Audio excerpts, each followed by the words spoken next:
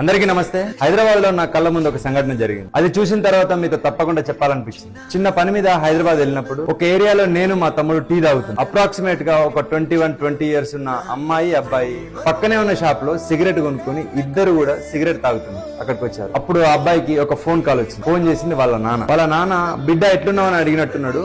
నాన్న నేను బాగున్నాను అన్నాడు. అవతల నుంచి వాళ్ళ నాన్న ఎక్కడనో బిడ్డ అని అడిగితే హాస్టల్లో తినబుద్ధి కావట్లేదు నాన్న, ఫ్రెండ్ తోటి బయటికి టిఫిన్ తినడానికి వచ్చినా అని చెప్పి. లెఫ్ట్ హ్యాండ్ లో సిగరెట్ ఉంది, రైట్ హ్యాండ్ లో ఫోన్. ఎంత సింపుల్ గా అబద్ధం ఆడుతున్నారో చూసి ఆశ్చర్యపోయింది. ఒకసారి ఆలోచించండి, ఎంత మంది ఇలాగే తల్లిదండ్రులు మోసం చేస్తున్నారు. నా కొడుకు బిడ్డ బాగా చదువుకుంటున్నారు, లేదా మంచి ఉద్యోగం చేస్తున్నారు అని బయట ఎంతో గర్వంగా చెప్పుకుంటా ఉంటారు. వాళ్ళు ఎంతో కష్టపడి మనల్ని ఈ స్థాయికి తెచ్చుంటారు కదా. మనకు తెలియని త్యాగాలు ఎన్నో చేసి ఉంటారు.